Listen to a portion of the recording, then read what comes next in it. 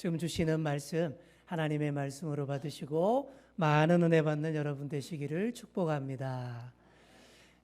화창한 봄날 뉴욕의 어느 공원에서 한 노숙자가 목에다가 편말을 딱 걸고 구걸을 하고 있었습니다. 그 편말에는 이렇게 쓰여 있었습니다. 나는 시각장애인입니다. 그런데 아무도 관심 주지 않아요. 돈 주는 사람 아무도 없어요. 그래서 뭐 어쩌라고 하는 식으로 다 사람들이 지나가 버립니다. 그때 마침 미국 여행 중이던 프랑스의 시인이 그 장면을 유심히 보더니 편말을 바꿔줍니다. 나는 시각장애인입니다. 대신에 다른 편말을 딱 써서 걸어줍니다. 그랬더니 지나가던 사람들이 너도 나도 알 것 없이 다 돈을 주는 거예요. 그리고 심지어 다가와서 따뜻한 말로 격려하고 위로하는 것입니다. 편말을 뭐라고 바꾸었을까요? 이제 곧 봄인데 나는 볼 수가 없네요. 이렇게 딱 썼다라는 거예요. 어때요, 여러분? 시인의 감수성이 느껴지지 않습니까? 무슨 얘기예요? 말 한마디의 차이, 표현의 차이가 이렇게 상황을 완전히 바꾼다라는 그런 얘기입니다. 우리가 말을 잘해야 돼요. 말 한마디로 천냥빚을 갚기도 하고 안 될 일도 되게 합니다. 하나님의 사랑과 은혜를 전하는 일도 말로 다 하는 일입니다. 그러나 말을 잘한다는 것이 생각보다 쉽지 않아요. 쉬울 것 같은데 가만히 들어보면 말을 잘하는 분들이 그렇게 많지도 않고 참 어렵습니다. 특히 말로써 하나님의 사랑을 전하고 예수 그리스도의 은혜를 전하는 이 설교자들의 고충은 참으로 큽니다. 맨날 그런 고민이에요. 어떻게 해야 잘 듣게 할까? 어떻게 하면 딴 생각 안 하고 설교에 집중할까? 어떻게 설교해야 다 듣고 결단케 할까? 늘 이런 고민 항상 합니다. 인천 주안장로교회 원로 목사님이신 나겸일 목사님이 처음 목회를 할 때 설교를 진짜 못했대요. 발음도 별로 안 좋고, 그리고 이렇게 막 열정도 없고, 논리적인 전개도 안 되고, 호소력도 없고, 전달력이 좀 별로였답니다. 오죽했으면 그 교회 장로님이 조용히 부르더랍니다. 봉투를 하나 딱 주시면서 이러는 거예요. 목사님, 여기 이 돈 가지고 웅변학원 좀 다니세요. 이게 얼마나 민망했는지 모른다는 거예요. 여러분, 웅변이랑 설교랑 같은 게 아닌데 배울 때가 거기밖에 없다라고 생각했나 봐요. 그 봉투 들고 웅변학원을 갔대요. 등록하고 웅변학원을 다니려고 딱 갔는데 가보니까 아무리 봐도 목사처럼 보이는 사람이 또 한 사람 딱 거기 있더래요. 이때 나오는 BGM이 이거죠. 말하지 않아도 알아요. 그 두 분이 그 웅변학원에서 손을 꼭 붙잡고 그렇게 서럽게 울었다라는 그런 얘기를 들은 적이 있습니다. 바울도 고린도 사람들에게 설교 못한다라는 평가를 들었어요. 원고는 잘 쓰는데 말은 별로다. 이 아픈 평가를 들었어요. 하지만 그런 평가와 전혀 상관없이 바울은 가는 곳마다 놀라운 하나님 나라의 능력을 일으켰습니다. 여러분, 이게 중요한 거예요. 여기서 중요한 교훈이 나오죠. 말도 중요하지만 말로만 다 되는 것도 아니다. 바로 이 중요한 교훈입니다. 하나님의 나라가 말이 아니라 능력에 있다라고 했습니다. 이게 무슨 말일까요? 하나님 나라가 말로 시작은 하지만 진짜 능력이 되게 하려면, 진짜 하나님 나라가 힘을 얻게 하려면 말한 대로 사는 삶이 뒷받침되어야 한다. 이거 아주 중요한 얘기입니다. 자, 우리 옆 사람에게 다시 한번 일깨워 주겠습니다. 이렇게 말해 주겠습니다. 말뿐이면 안 됩니다. 삶이 뒷받침돼야 합니다. 네, 굉장히 중요한 얘기 지금 드린 거예요. 초대교회의 성도들, 바울과 함께 사역했던 선교사들, 이런 분들은 정말 말뿐이 아니었어요. 그들은 자신들이 전한 그 말대로, 그 삶대로, 정말 그 삶을 그대로 살았습니다. 그러니 어디를 가나 능력이 되어 나타났다라는 사실입니다. 바울이 그 어렵다던 고린도 선교를 성공적으로 끝마쳤어요.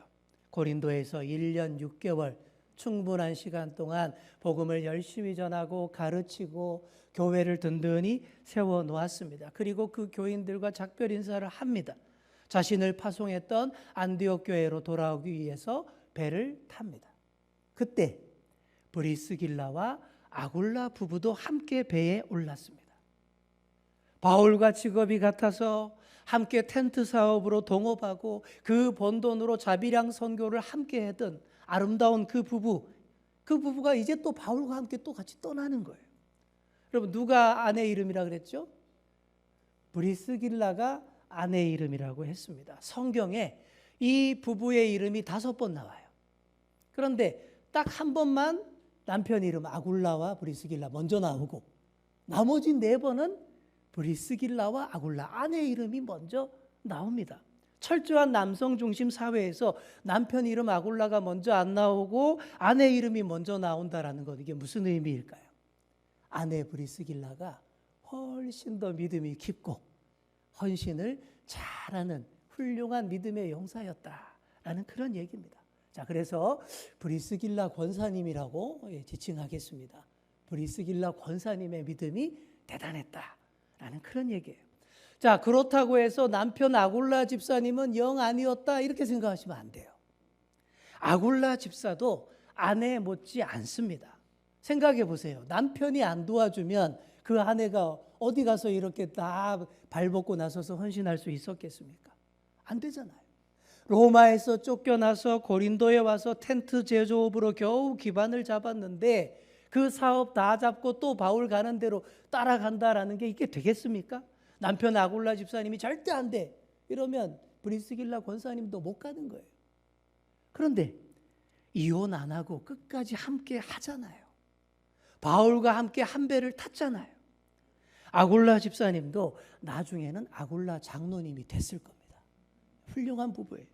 끝까지 아름다운 동업을 하는 이들은 정말 본업이 하나님 나라 선교이고 부업이 텐트 제조업자였던 바로 그런 사람들이었습니다. 말뿐인 사람들이 아니라 말한 대로 사는 그런 귀한 분들이었다라는 것이죠. 그래서 목사님들이 제일 좋아하는 베스트 부부가 성경에서 꼽으라 그러면 단연 브리스길라와 아굴라 부부를 꼽습니다. 이런 부부가 교회에 몇 가정만 있으면 교회에 아무 문제 없고 잘 돌아간다. 다들 그런 얘기를 해요. 정말 그렇습니다. 저는 우리 교회의 가정들이 다 브리스길라와 아굴라 같은 가정들이 되시기를 그렇게 바랍니다. 그러면 정말 좋겠어요.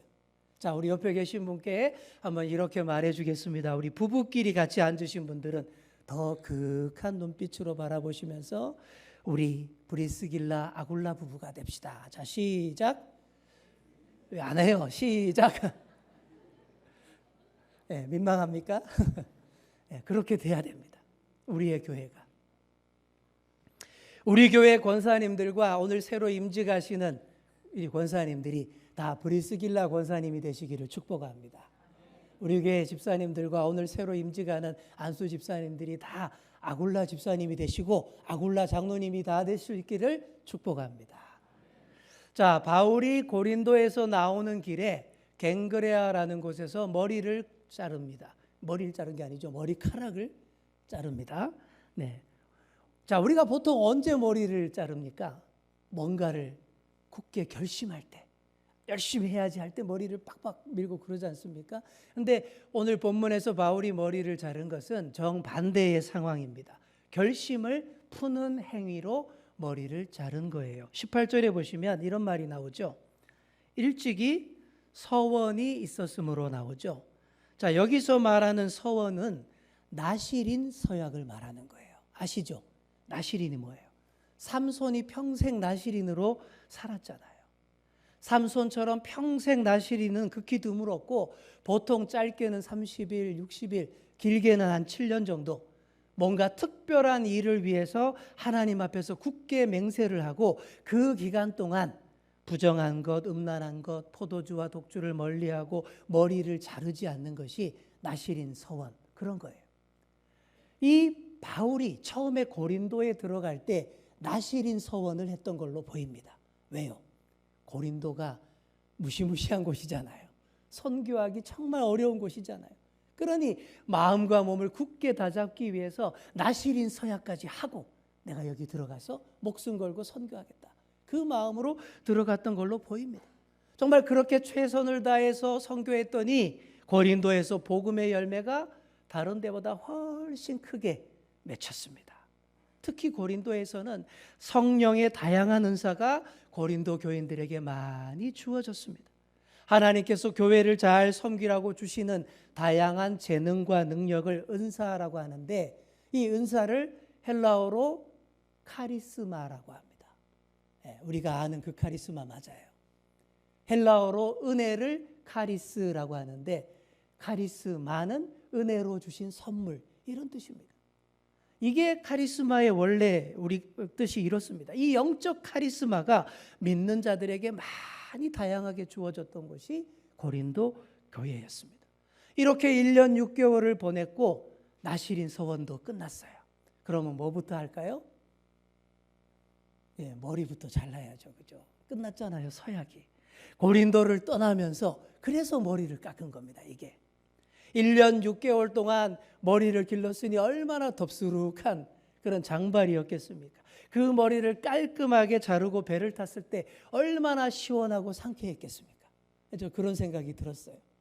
그래서 뱃머리에서 어느 영화 장면처럼 두 팔을 넓게 벌리면서 바닷바람으로 온 머리에 맞으면서 너무너무 시원해하고 그냥 시원했겠습니까? 그동안 고린도에서 1년 6개월 함께 해주신 하나님 진짜로 감사합니다. 이게 진짜 영적으로 시원한 거예요.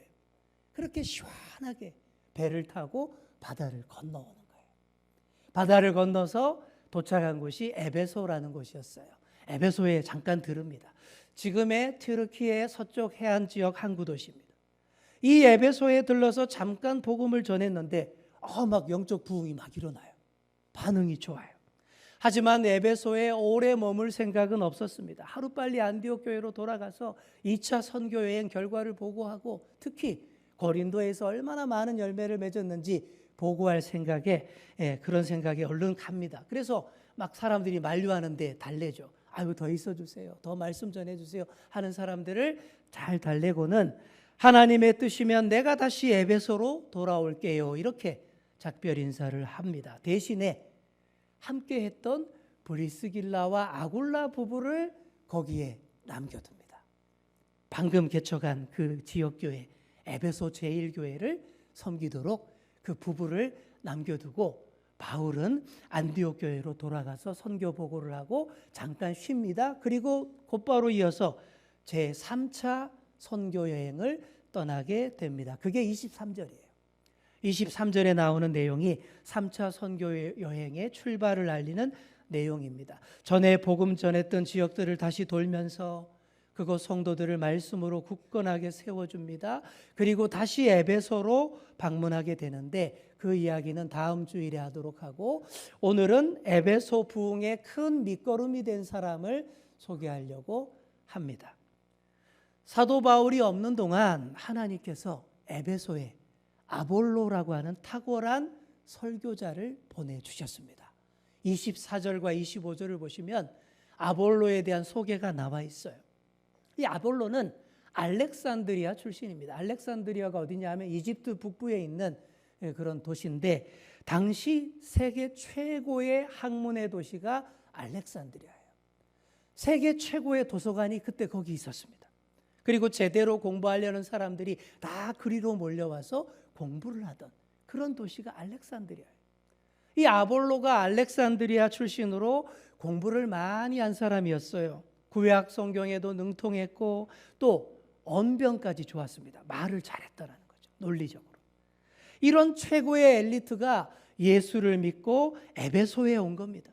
바울이 잠깐 에베소에 들러서 복음의 씨를 뿌리고 갔지만 너무 잠깐이었고 또 에베소 사람들이 구약 성경을 너무 모르고 있었기 때문에 아볼로가 그 부족한 부분을 잘 메꿔준 거예요.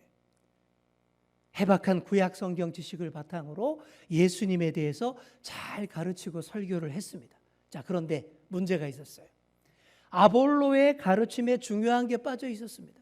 그의 설교와 가르침은 탁월했지만 이 사람은 세례 요한의 물세례만 알고 있었다 이렇게 나와 있어요. 이게 무슨 얘기냐 하면 예수님에 대해서 더 깊이 알지 못하고 예수님의 공생의 초반에 국한된 내용만 알고 있더라라는 거예요. 이게 부활의 원리와 성령의 충만함 이런 것들은 지금 모르는, 이게 빠져 있는 거예요. 복음의 핵심이 빠져 있는 거예요. 이런 문제를 딱 캐치한 사람이 누구였을까요? 브리스길라와 아굴라 부부였던 거예요. 예, 열심히 그 말씀을 들어보더니 조용히 아볼로를 만납니다. 그리고 아볼로의 부족한 부분을 코치해 줍니다. 이들 부부는 사도 바울에게서 직접 잘 배운 사람들이잖아요. 이게 정확하게 복음의 핵심을 알고 있으니까 아볼로가 알지 못했던 빠진 부분들을 제대로 정확하게 가르쳐 줍니다. 자, 여기서 아볼로가 성품도 참 훌륭한 사람이라는 것을 여기서 알 수가 있어요. 보통 이 정도 되면 어떻게 될까요? 자존심이라는 게 있잖아요. 알렉산드리아 출신의 탁월한 지식인입니다. 성경도 너무너무 잘 알고 설교도 너무너무 잘하는 그런 자존심 가지고 뭐 이럴 수 있잖아요. 그 자존심으로 아유 당신네 텐트업자들이 뭘 안다고 그래? 이렇게 뻗댈 수 있잖아요. 실제로 그런 경우들이 주위에도 많지 않습니까? 제가 이전에 있던 교회에서 새가족부를 맡아서 열심히 새가족 성경 공부를 지도를 했었습니다. 새로 등록한 분들 중에는 오래도록 여러 교회를 다니시며 신앙생활 오래 하신 분들도 있었는데 그런 분들도 다 똑같이 우리 교회 오면 일단 이거부터 해야 됩니다 하고 제가 열심히 새가족 성경 공부를 가르쳤어요. 근데 간혹 그런 분이 있어요. 인상이 안 좋아요. 얼굴에 딱 보입니다. 아니 내가 지금까지 오래도록 쟁쟁한 수많은 교회들을 다 다니면서 알 것 다 하는 그런 사람인데 생초짜 새가족 성경 공부를 나한테 시켜? 이런 표정이 보일 때가 있습니다. 그런데 정말 그런 분들은 오래 못 가더라고요. 또 금방 또 다른 데로 다른 교회로 옮겨가고 그런 것들을 봤습니다. 아볼로는 전혀 그런 사람이 아니었다라는 거예요. 너무너무 겸손해서 이들 부부의 가르침을 잘 받습니다. 그러니까 이 아볼로가 겸손하기까지 했다라는 얘기입니다. 정말 좋은 성품 아닙니까? 탁월한 실력에다가 겸손함까지 겸비하면 정말 준비된 설교자, 탁월한 목회자가 될 수밖에 없는 거예요. 뛰어난 실력과 탁월한 언변으로 다 되는 게 아닙니다. 나부터 하나님의 말씀에 완전히 붙잡혀서 녹아져야 합니다. 내 생각과 주장은 쏙 들어가고 복음의 핵심을 정확히 알고 그리고 그것을 바로 전하기 위해서 온 마음과 뜻과 힘을 다해야 합니다. 그렇게 겸손하고 진실하게 하나님의 말씀을 다룰 때에 그때에 듣는 자들에게 다 들리는 말씀, 모두가 듣고 깨닫는 능력의 말씀이 되는 거예요. 브리스길라와 아굴라 부부를 통해서 이렇게 아볼로가 한 번 더 잘 다듬어졌습니다. 정말 흠잡을 데 없는 최고의 설교자가 됐습니다. 매주 아볼로의 설교를 들었던 에베소 교인들이 얼마나 행복해했을까요? 얼마나 은혜를 많이 받았겠습니까?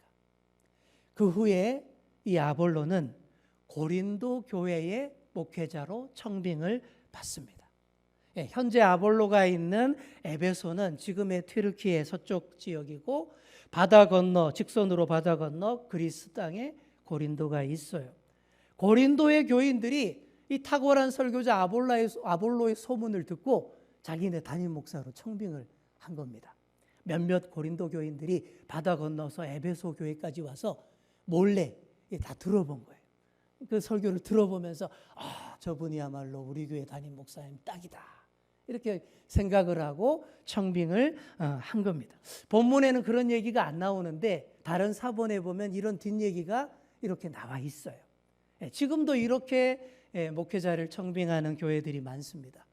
책임을 맡은 청빙위원들이 모시고 싶은 목사님이 계신 그 교회에 몰래 가서 설교를 딱 들어보는 거예요. 그러고는 판단을 하고 와주세요. 이게 진짜 좋은 제대로 된 청빙이라고 할 수 있는 거예요. 자, 저도 그런 적이 있습니다. 전에 있던 교회에서 수요 예배 막 설교를 하는데 멀리 전라도 광주에서 장로님들 몇 분이 오셔가지고 제 설교를 듣고 가신 거예요.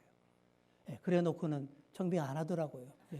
별로였는지 청빙 안 하더라고요. 그 덕분에 제가 지금 여기에 이렇게 있는 것이죠. 여러분, 이게 다 하나님의 뜻입니다. 이런 걸 다 하나님의 뜻이라고 하는 거예요. 하나님의 뜻에 따라 아볼로가 고린도 교회 2대 담임 목사로 청빙을 받은 겁니다. 1대 담임 목사는 누구였죠? 바울이잖아요. 바울이 고린도 교회 개척하고 1대 담임 목사, 그 뒤를 이어서 2대 담임 목사가 된 분이 이 아볼로, 탁월한 설교로 고린도 교회를 얼마나 성장케 했는지 모릅니다. 바울의 설교는 뭐 별로다라는 평가도 있었는데 아볼로의 이 설교는 누구나 인정하는 최고의 설교로서 고린도 교인들이 다들 은혜를 많이 받았고 성령의 은사로 충만했다라는 그런 얘기입니다. 자, 아볼로가 고린도에서 어떤 말씀을 설교했을까요? 27절 하반절과 28절에 나옵니다. 우리 27절부터 보시겠습니다. 27절 중반 이하에 보시면 그가 감에 은혜로 말미암아 믿은 자들에게 많은 유익을 주니 이는 성경으로서 예수 그리스도라고 증언하여 공중 앞에서 힘있게 유대인의 말을 이김이러라. 여러분, 28절 여기 잘 보십시오. 아볼로가 딴 얘기 안 했어요. 세상의 철학과 고매한 사상과 유식한 지식으로 설교하지 않았습니다. 여기 보시면 성경으로서 딱 되어 있잖아요. 오직 성경 가지고 말씀을 전하는데 그 성경을 잘 풀어서 낸 메시지가 뭡니까? 예수는 그리스도라. 딴 얘기 안 했어요. 오직 이 말씀으로 그 교회를 채웠다라는 것을 힘있게 증언했습니다. 이 말씀이 능력이 되어서 방해하는 유대인들을 다 힘있게 이겼다라고 되어 있지 않습니까? 힘있게 이기는 게 뭘까요? 아슬아슬하게 겨우겨우 이기는 게 아니에요. 넉넉히 이기는 것입니다. 이기고도 남는 것입니다. 우리 옆에 계신 분께 한번 이렇게 말해 주겠습니다. 힘있게 이깁시다. 아멘. 사도 바울이 쓴 고린도전서 3장 6절 말씀을 보시면 이런 말씀이 나옵니다. 자, 한번 화면 띄워주시겠습니까? 고린도전서 3장 6절 함께 읽겠습니다. 시작. 나는 심었고 아볼로는 물을 주었으되 오직 하나님께서 자라나게 하셨나니. 아멘. 자, 여기 나는이 누굴까요? 바울이죠. 바울이 썼으니까. 바울은 복음의 씨앗을 고린도에 심었고 그 다음에 아볼로는 물을 주었으되, 기가 막히게 잘 표현을 해놨지 않습니까? 여러분, 딱 적절한 표현입니다. 심는 일도 중요하고 물 주는 일도 중요해요. 그런데 그보다 훨씬 더 중요한 게 뒤에 있잖아요. 자라나게 하시는 분은 오직 하나님 한 분이시다. 우리가 이것을 믿으며 교회를 섬기는 겁니다. 내가 심었네, 내가 물 주었네 다투며 자랑할 게 아니에요. 자라게 하시고 열매 맺게 하시는 그 하나님께 모든 영광을 돌려드림이 마땅합니다. 그래야 하나님의 나라가 말에 있지 않고 능력에 있음을 우리가 다 보게 되는 거예요. 이제 말씀을 맺습니다. 오늘 바울의 2차 선교 여행의 끝자락과 3차 선교 여행의 첫자락을 함께 살펴봤어요. 이 가운데 하나님의 손길이 얼마나 놀랍게 섭리했는지 우리가 볼 수 있었습니다. 아름답게 연결고리를 기가 막히게 만들었음을 봤습니다. 어떤 내용이에요? 바울의 평생 동역자 브리스길라 아굴라 부부를 에베소에 데려가서 에베소 교회를 잘 섬기게 했잖아요. 또 이들 부부를 통해서 아볼로가 최고의 설교자로 잘 다듬어 졌지 않습니까? 잘 준비된 아볼로가 어디로 갑니까? 고린도로 가서 고린도 교회의 2대 목회자가 되어서 고린도 교회를 크게 부흥시켰다라는 얘기입니다. 사랑하는 성도 여러분, 얼마나 섬세하고 잘 연결되고 빈틈없는 연결고리입니까? 하나님의 이런 손길이 오늘도 우리 주연교회와 우리 교우들을 어루만지고 계시는 줄 믿습니다. 하나님 나라가 말이 아니라 능력에 있음을 믿으시며 하나님 나라를 위해 교회를 위해 잘 섬기셔서 늘 힘있게 이기시는 그런 저와 여러분 다 되시기를 간절히 축원합니다. 기도하겠습니다. 주님 감사합니다. 하나님의 나라는 말이 아니라 능력에 있음을 우리가 깊이 묵상했습니다. 이 말씀에 따라 담대히 나아가 힘있게 이기는 우리 모두가 되게 하여 주옵소서. 사도 바울처럼, 브리스길라와 아굴라처럼, 아볼로처럼 오로지 복음을 위해 힘을 모으는 우리 모두가 되게 하여 주옵소서. 감사드리며 예수님의 이름으로 기도드립니다. 아멘.